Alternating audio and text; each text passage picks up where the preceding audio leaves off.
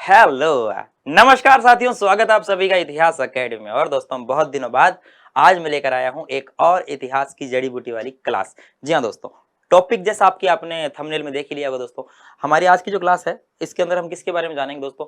हम जानेंगे मोहनजोदड़ो से प्राप्त अद्भुत निर्माण। जी हाँ दोस्तों, हड़प्पा सभ्यता के अंदर अलग अलग जगहों से अलग अलग पुरावशेष मिले हैं, महत्वपूर्ण साक्ष्य मिले हैं। ठीक है। और दोस्तों, मोहनजोदड़ो से कुछ महत्वपूर्ण साक्ष्यों के रूप में हमें एक तो डांसिंग गर्ल की कांस्य की प्रतिमा मिलती है, डांसिंग गर्ल। और दोस्तों, एक मिलती है हमें पुजारी का सिर या पुजारी की मूर्ति मिलती है। दोस्तों, इन दोनों की कुछ महत्वपूर्ण विशेषताएं हैं जो कि आज हम इस क्लास में डिस्कस करेंगे, जो कि एग्जाम के पॉइंट ऑफ व्यू से भी जरूरी है। ठीक है। देखिए दोस्तों, इन मूर्तियों का मिलना केवल और केवल ऐसा नहीं है कि हाँ हमें एक साक्ष्य मिल गया। मोहनजोदड़ो से कांस्य की नर्तकी की मूर्ति मिलती है। बहुत आम प्रश्न है, बहुत इजी प्रश्न है, आता रहता है एग्जाम में, है ना। लेकिन दोस्तों, केवल ये मूर्ति नहीं मिली है हमें हमें इस मूर्ति के साथ साथ मिला है ज्ञान का अथाह भंडार। हमें इस मूर्ति के साथ साथ दोस्तों हड़प्पा कालीन समाज के बारे में पता चला है। ठीक है। वहां के लोगों के बारे में पता चला, रहन सहन के बारे में पता चला, वेशभूषा के बारे में पता चला। इसे सिर्फ आप एक कांस्य की नर्तकी की मूर्ति न समझिए दोस्तों, समाज की झलक देने वाला ये एक राजदूत है। आप ये मान के चलिए, आप ये मान के चलिए कि हड़प्पा कालीन समाज की झलक देने वाले ये दो हमारे पास महत्वपूर्ण स्रोत हैं दोस्तों, पुरातात्विक स्रोत। बिल्कुल, इनके बारे में जानेंगे। ठीक है, बड़े डिटेल से और मजा आने वाला है दोस्तों। इस क्लास में जो भी मैटर है वो सारा हमारा प्राचीन भारत का इतिहास जो हमारा ऐप पर चल रहा है, ठीक है, उससे लिया गया है। ठीक है, उसकी कुछ झलक आपको मैं यहाँ पर दिखाने का प्रयास करूंगा।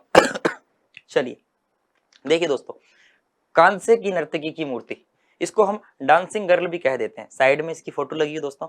अभी इसकी फोटो पर हम एक एक पॉइंट की बात करने वाले हैं। इन्होंने क्या पहन रखा है, किस मुद्रा में ये खड़े हैं। ठीक है, गले में तिमणिया पहन रखा है, हाथ में चूड़ियां पहन रखी है, हाथ बेहिसाब लंबे हैं। ठीक है, पाँव जो है टखनों तक ही है। ठीक है दोस्तों, सारी बात हम करने वाले हैं, एग्जाम के पॉइंट ऑफ व्यू से जरूरी होगा हमारे लिए। देखिए देखिए, मोहनजोदड़ो से प्राप्त कांस्य की नर्तकी की मूर्ति। पहली बात तो क्वेश्चन बहुत इजी सा है, ये एग्जाम में आता रहता है कि कांस्य की नर्तकी की मूर्ति कहाँ से मिली दोस्तों।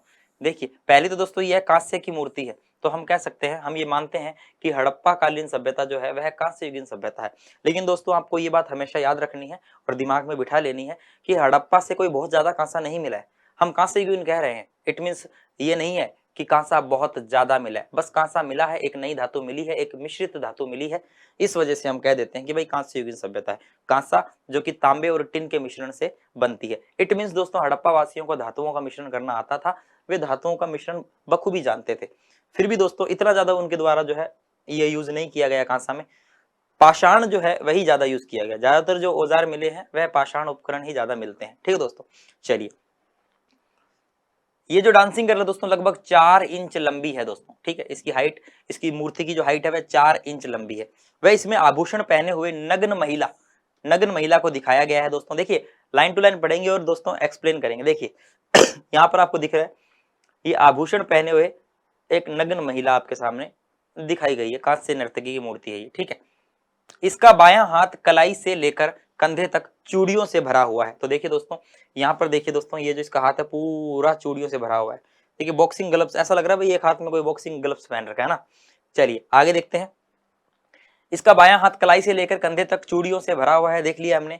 दाएं हाथ में 3 से 4 कंगन है। देखिए दोस्तों, इस हाथ में 2 कंगन ये रहे और 2 आप ऊपर मान के चलो तो 3-4 कंगन है। उसे कमर पर इसने टिका रखा है। तो दोस्तों देखिए, ये जो है इन्होंने कमर पर एकदम बड़े ही स्टाइल में कमर पर ऐसे जो है हाथ को ऐसे टिका रखा है। ठीक है दोस्तों, कमर पर टिका रखा है। इसके घुंघराले बाल पीछे की और जूड़े के रूप में बंधे हुए हैं। देखिए दोस्तों, ये पीछे ये घुंघराले बाल है जो जूड़े के रूप में बंधे हुए। अभी मैं दोस्तों पूरा 360 डिग्री घुमा के दिखाऊंगा आपको, है ना, कांस्य की नर्तकी की मूर्ति पूरी दिखाऊंगा ना। देखिए दोस्तों, अभी इसने जूड़ा बनाया हुआ है, तो इट मीन्स कि यहाँ महिलाओं में जूड़ा बनाने का रिवाज था। ठीक है, बाल को बांध रखा है, इट मीन्स महिलाएं बाल खुले भी रखती थी और बाल बांधती भी थी।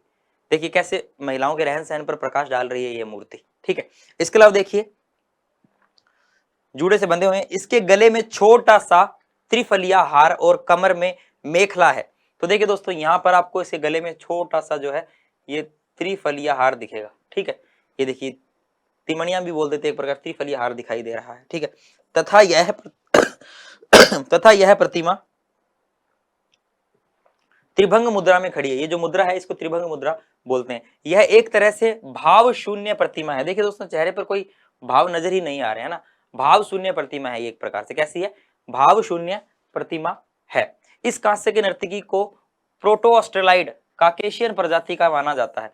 देखिए दोस्तों, हम जब हड़प्पा सभ्यता पढ़ते हैं तब हम ये पढ़ते हैं कि हड़प्पा सभ्यता में जो प्रजातियां थी वो लगभग 4 प्रकार की प्रजातियां यहाँ पर पाई गई है, जिसके अंदर अल्पाइन है, मंगोलियन है, भूमध्य सागरीय है और आद्य ऑस्ट्रेलाइड है। आद्य ऑस्ट्रेलाइड बोल दो या प्रोटो ऑस्ट्रेलाइड बोल दो, ठीक है। तो दोस्तों ऐसा माना गया है कि यह जो प्रतिमा है यह प्रोटो ऑस्ट्रेलाइड प्रजाति की है।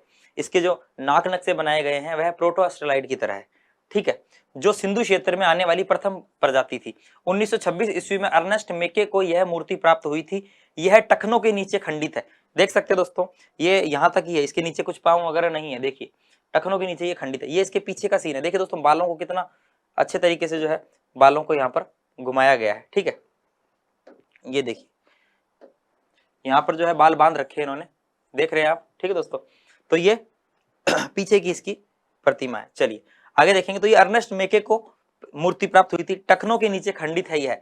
मार्शल ने इसे डांसिंग गर्ल मानते हुए आदिवासी स्त्री पिगट महोदय ने बलूची नारी कहा है। एक शोध पत्र में ठाकुर प्रसाद वर्मा ने इसे पार्वती की मूर्ति बताया है, ठीक है। ये इंपॉर्टेंट है एग्जाम के पॉइंट ऑफ व्यू। देखिए दोस्तों, डांसिंग गर्ल माना गया है, आदिवासी स्त्री कहा गया है, बलूची नारी कहा गया है, पार्वती की मूर्ति बताया गया है, ठीक है। वर्तमान में यह नेशनल म्यूजियम दिल्ली में रखी गई है, ठीक है दोस्तों। एग्जाम में इससे क्वेश्चन बहुत बार आते हैं। अब देखिए दोस्तों, आप यहाँ पर देखिए, यहाँ पर देखिए दोस्तों, अब ये आपको क्या क्या जानकारी दे रही है? ये आपको जानकारी देगी कि महिलाएं जो है चूड़ियां पहना करती थी ऐसे। तो देखिए दोस्तों, चूड़ियां पहन रखी है पूरे हाथ में, यहाँ पर आपको पूरे हाथ में चूड़ियां दिख रही है, ठीक है। गले के अंदर महिलाएं हार पहनती थी, दिख रहा है। महिलाएं जूड़ा रखती थी, देखिए दोस्तों यहाँ से दिख रहा है, ये देखिए दोस्तों पूरा जूड़ा, ये देखिए। इसके अलावा दोस्तों ये दो दो कंगन पहन रखे हैं, ठीक है। भाव शून्य मूर्ति है ये, टखनों के नीचे बिल्कुल नहीं है ये, ठीक है। तो दोस्तों कुल मिला के यह जो है रहन सहन की झलक हमें दे रही है कि वहां की महिलाएं जो है वो किस प्रकार से रहा करती थी, ठीक है। रहन सहन की एक झलक हमें देखने को इस प्रतिमा से मिलती है, जो कि मोहनजोदड़ो से दोस्तों हमें मिली है, ठीक है दोस्तों। आपको ये बात याद रखनी है और इम्पोर्टेंट भी है ये। इसके अलावा दोस्तों हम एक पुजारी की बात करेंगे। पुजारी भी हमें बहुत कुछ सिखा देंगे। अभी देखना, पुजारी की बात करते हैं। देखिए देखिए दोस्तों, सन्यासी बोल दो, योगी की प्रतिमा बोल दो या पुजारी की मूर्ति बोल दो, यह भी दोस्तों हमें जो है मोहनजोदड़ो से मिलती है। सेलखड़ी से निर्मित इस प्रतिमा में योग पुरुष को दाढ़ी के साथ दर्शाया गया है, लेकिन इसकी मूछें साफ है। देखिए दोस्तों, यहाँ दाढ़ी के साथ इसको दर्शाया गया, इट मीन्स जो हड़प्पा सभ्यता में पुरुषों में दाढ़ी रखने का रिवाज था, यह हमें एक जानकारी देता है। दाढ़ी रखने का रिवाज था, लेकिन दोस्तों इसमें मूछ नहीं है, इट मीन्स मूछ नहीं रखते थे, दाढ़ी रखने का रिवाज था, ठीक है दोस्तों। और देखिए ये हमें बता रहे हैं कि भाई लोग जो है शॉल पहना करते थे, अलंकृत, है ना, डिजाइनदार शॉल पहनने का रिवाज था। ये देखिए इसमें जो है ये बेल पत्र वाली जो पत्तियां होती हैं तीन तीन जोड़े के अंदर, उस टाइप की कुछ पत्तियां इस शॉल के ऊपर लगी हुई है।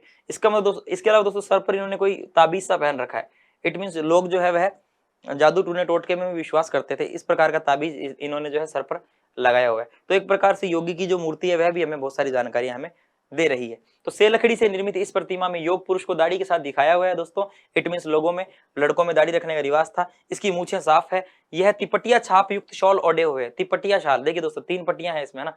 इसके अलावा इसका बायां कंधा ढका हुआ है, लेकिन दायां कंधा खाली है। इस प्रतिमा के मोटे होठ हैं, ठीक है दोस्तों, ये देखिए ये इसके मोटे मोटे होठ है दोस्तों। अधखुली आंखें हैं दोस्तों, देखिए तिखी तिखी अधखुली आंखें, ठीक है। उसकी दृष्टि नासिका के ऊपर है, ये दृष्टि जो है ये नाक के ऊपर डाल रहा है, ठीक है, अग्रभाग पर है। इसकी शॉल पर शिव पूजा में प्रयुक्त बेल पत्र का अंकन है। देखिए दोस्तों, मैंने आपको बताया ना, जैसे बेल पत्र में 3-3 पत्तियां होती है, उस प्रकार की जो है इस पर हमें देखने को मिल रही है। यह पुजारी की मूर्ति मंगोलाइड प्रकार की है। तो दोस्तों जैसा कि वह जो कांस्य की नर्तकी की मूर्ति थी वह प्रोटो ऑस्ट्रेलाइड प्रजाति की थी, और यह जो है यह मंगोलियन प्रजाति की दिखाई दे रही है, यानी कि इसकी जो शक्ल वगैरह है, इसका जो ढांचा है वो लगभग मंगोलियन प्रकार का है, ठीक है। ये बात आप याद रखना। इसके अलावा और हम क्या जानेंगे दोस्तों, और हम जानेंगे दोस्तों पशुपति की मोहर के बारे में। पशुपति की मोहर के जो है क्वेश्चंस बहुत सारे पूछे जाते हैं, ठीक है दोस्तों, इसके बारे में भी हम जान लेते हैं। हड़प्पा सभ्यता में सर्वाधिक मोहरें हमें मोहनजोदड़ो से मिलती है, लगभग 500 मोहरें, ठीक है दोस्तों, जिनमें पशुपति की मोहर प्रसिद्ध है। अब दोस्तों एग्जाम में क्वेश्चन कैसे आता है पशुपति की मोहर से, बहुत ज्यादा बार क्वेश्चन पूछा जाता है कि कि पशुपति मोहर पर जो है कितने पशु हैं, कौन कौन से पशु है, ठीक है दोस्तों। संख्या भी पूछ सकता है और प्रकार पूछ सकता है, भाई कितने प्रकार के पशु है ना। तो दोस्तों प्रकार के अंदर हम देख रहे हैं लगभग 5 प्रकार के पशु है, ठीक है। और संख्या में हम देख रहे हैं लगभग दोस्तों 6 पशु हैं, ठीक है। प्रकार में दोस्तों हम देख रहे हैं हाथी है, बाघ है, गैंडा, भैंसा, ठीक है, और हिरण। वैसे तो टोटल ये कितने हो गए दोस्तों, प्रकार 5 हो गए, लेकिन संख्या में 6 है। ये हिरण नीचे 2 है, नीचे 2 हिरण है, ठीक है। एक ये आधा यहाँ पे टूट चुका है, ठीक है दोस्तों। तो टोटल वैसे संख्या देखिए अगर जानवरों की संख्या दोस्तों, इसकी एक शॉर्ट वीडियो मैंने बनाई हुई है, तो संख्या दोस्तों 6 है। लेकिन अगर प्रकार जानवर कितने प्रकार के हैं दोस्तों, तो 5 प्रकार के जानवर है, ठीक है दोस्तों, याद रखना। इसके अलावा दोस्तों बीच में जो है ये है ध्यान मुद्रा के अंदर ऐसा माना गया है भाई, योगी पशुपति जो यहाँ पर ध्यान मुद्रा में बैठे हुए हैं। देखिए दोस्तों इसके बारे में जानते हैं। पशुपति की मुहर, सेलगड़ी से निर्मित वर्गाकार मुहर जिस पर 3 मुख वाला एक योगी पुरुष ध्यान की मुद्रा में बैठा है। देखिए दोस्तों यहाँ पर इसके 3 मुख है, देखिए एक तो सामने और दोस्तों एक ये रहा इस तरफ नाक हो और एक ये रहा इस तरफ, है ना। तो इसे त्रिमुख बताया गया है, ठीक है। इसके अलावा दोस्तों आगे देखते हैं, इस योगी पुरुष के सिर पर 2 सींग तथा मुकुट है, ठीक है दोस्तों। आप देख सकते हैं यहाँ पर दोस्तों ये 2 सींग है और यहाँ पर दोस्तों एक मुकुट सा आपको नजर आएगा, ठीक है। इसके अलावा दोस्तों इस मुहर पर 5 प्रकार के 6 पशु है, जिसमें बाईं और गैंडा, भैंसा दाईं और हाथी और बाघ है। देखिए दोस्तों यहाँ पर ये रहा गैंडा और भैंसा, हाथी और बाघ और हिरण। तो टोटल 5 प्रकार के पशु हो गए, लेकिन हिरण संख्या में 2 है, तो टोटल संख्या हो गई 6, प्रकार हो गए 5, संख्या 6 प्रकार 5, ठीक है दोस्तों। आगे देखिए, आसन के नीचे 2 हिरण है दोस्तों, नीचे 2 है लेकिन एक टूट चुकी है मोहर थोड़ी सी, इस वजह से दिखाई नहीं दे रहा है। मुहर पर सिंधु लिपि में 7 अक्षरों का लेख लिखा है दोस्तों। आप यहाँ पर देख सकते हैं दोस्तों 7 अक्षर आपको दिखाई देंगे। देखिए 1 2 3 4 5 6 और एक दोस्तों आप यहाँ पर देख सकते हैं ये रहा एक अक्षर, है ना। तो टोटल जो है 7 अक्षर आपको दिखाई देते हैं इस पर, ठीक है। कहीं कहीं 6 भी मिलता है। सर जॉन मॉर्शल ने इसे पशुपति शिव, प्रोटो शिवा या आद्य शिवा की संज्ञा दी है। तो ये बात भी आपको दोस्तों याद रखनी है कि इन्हें जो है पशुपति शिव किसने कहा है, ये दोस्तों जॉन मॉर्शल ने कहा है, ठीक है दोस्तों। ये पूरी मुहर आपके पास दिख रही है दोस्तों, वो टूटी हुई थी। अब देख सकते हैं आप यहाँ पर 2 हिरण नजर आएंगे, एक ये रहा और दोस्तों एक ये रहा, ठीक है। तो दोस्तों यह जो है, यह सारा जो मैटर था जो मैं लेकर आया था दोस्तों, ये सारा मैटर हमारी प्राचीन भारत का जो हमारा कोर्स चल रहा है दोस्तों, प्राचीन भारत का जो कोर्स चल रहा है उस कोर्स के बीच में से मैंने कुछ स्लाइडें निकाली है। और दोस्तों जो आपके सामने मैं लेकर आया हूँ इंपॉर्टेंट भी है थोड़ी है, ठीक है। अगर आप चाहते हैं दोस्तों एंशिएंट इंडिया हमसे पढ़ना बहुत ही रोचक तरीके से, बहुत ही एनिमेटेड तरीके से, फोटोग्राफ्स के साथ दोस्तों, मैप के साथ बहुत ही अच्छे तरीके से समझाने का प्रयास किया गया है, तो आप परचेज कर सकते हैं। अभी अपना चल रहा है कोर्स, ठीक है, और बहुत जल्द पूरा भी हो जाएगा, ठीक है दोस्तों। चलिए, तो उम्मीद करता हूँ कि आज की ये छोटी सी क्लास दोस्तों आपको अच्छी लगी होगी। एग्जाम के पॉइंट ऑफ व्यू से जरूरी है दोस्तों, असिस्टेंट प्रोफेसर में पूछे जाते हैं क्वेश्चन यहाँ से, ठीक है, और यूजीसी नेट में भी पूछे जाते हैं। पशुपति शिव की मुहर को लेकर तो बहुत ज्यादा प्रश्न पूछे जाते हैं, ठीक है। और कांस्य की नर्तकी को लेकर दोस्तों ना जाने कितनी बार क्वेश्चन पूछे गए हैं और आगे भी ऐसे ही संभावना बनी रहेगी। चलिए दोस्तों, तो मिलते हैं नेक्स्ट क्लास में, तब तक के लिए जय हिंद, जय भारत, धन्यवाद।